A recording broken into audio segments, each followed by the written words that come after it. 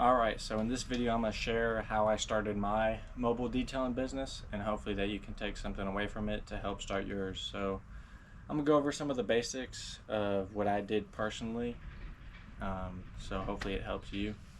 But I went ahead and decided to do it legally. I went and set up my LLC.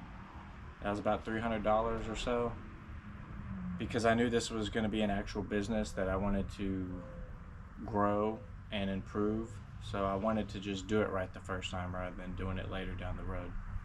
So after I got my LLC, I needed to have a online presence, and so I went ahead and I believe I used GoDaddy, bought a domain with the name of my company, built my website. I used some of the templates they have, but I built it myself.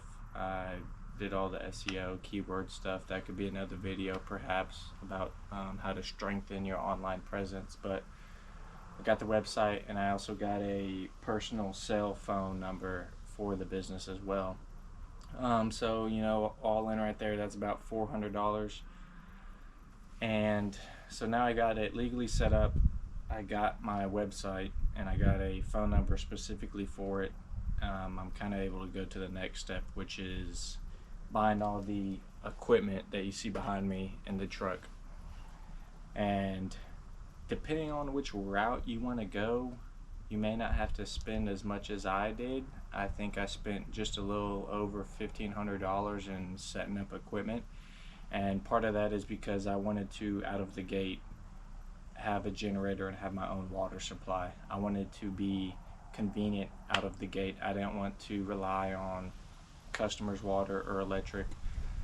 Part of this mobile detailing is the convenient aspect of it, and I wanted to just go straight to that. So just the water tank alone and the generator is, depending on which one you get. I got this one on sale for $400, but some generators are up into the thousands. So having that generator and water tank increases the startup cost dramatically. So you can definitely go without that if you're wanting to save some money. And you can use customers' water and electric. I get asked all the time if I need those hookups, and I tell them no sir, no ma'am. We come fully equipped, and that's part of the reason why I price the way I do, because we become hassle-free in that sense. As you can tell, I have this setup in my truck. I used to have it in a Volkswagen Jetta. That's what I actually first started out in.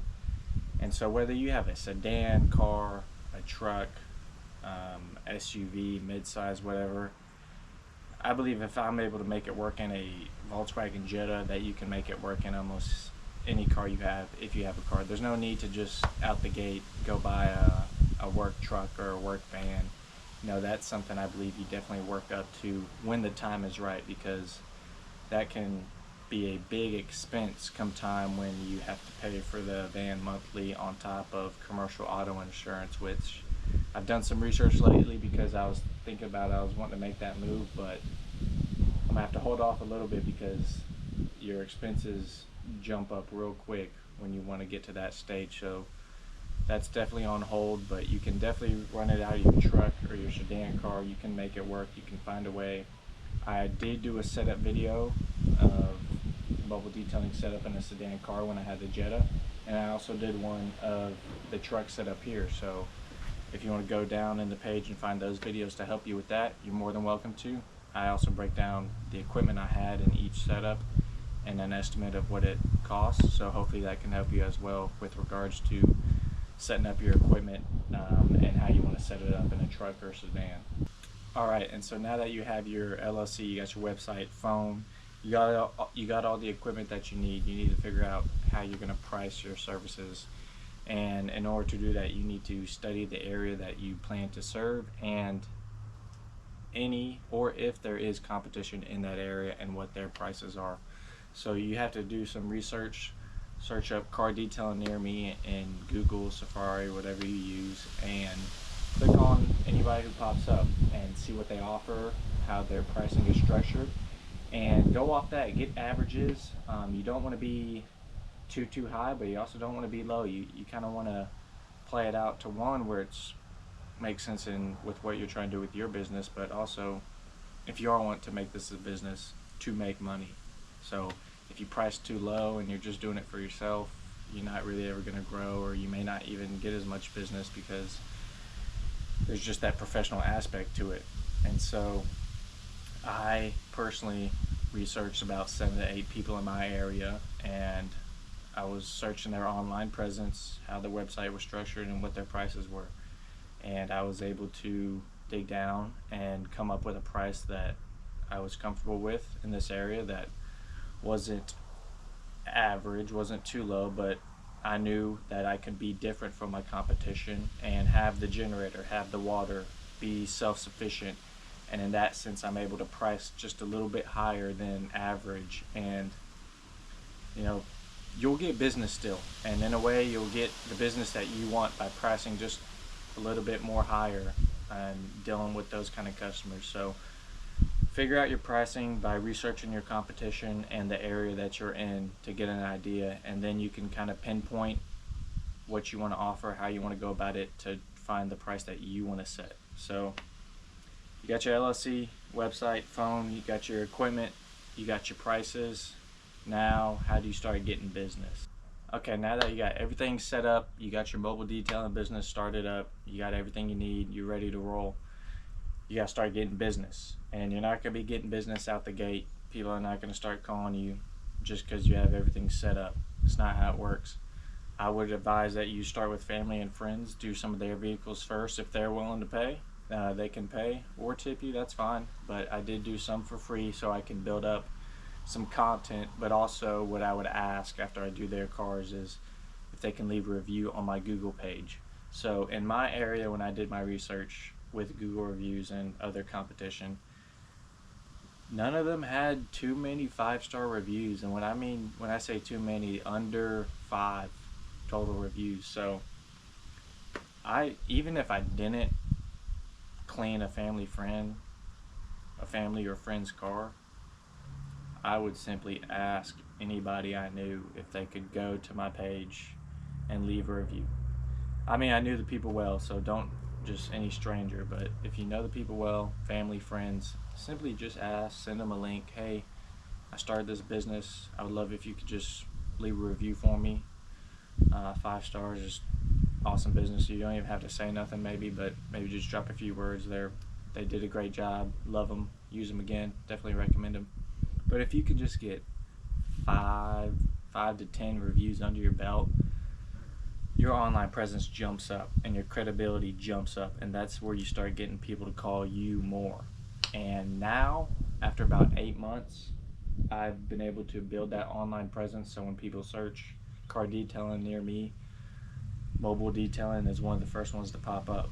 And having around, I think, 25 5-star reviews now, it's a solid, credible source that customers look at. Almost 90% of the customers that book with us say, I read your reviews, everyone loved it, this is why I went with you. So when you build that credibility, that online presence, that strong online presence on your website, your Google page, and we could do another video about the best ways to go about strengthening your online presence through your website, through Google Business. That could be another video. But having that is really when you get your business to start going and get the ball rolling. And another thing that I would advise about starting your mobile detailing business is to present yourself professionally when it comes to talking on the phone and engaging with customers when you go to their house to perform your services. And that includes what I believe is having a clean work truck, work vehicle, somewhat organized, and when you're out there performing services, that it doesn't look like a hurricane came through and trashed everything, where there's hoses, trash, chemicals everywhere. So keep it tight, organized, clean. Signs, magnet signs, put those on your vehicles. It'd be kind of weird if you were to roll up to somebody's house and you're in your personal vehicle but with no sort of logos or company identification.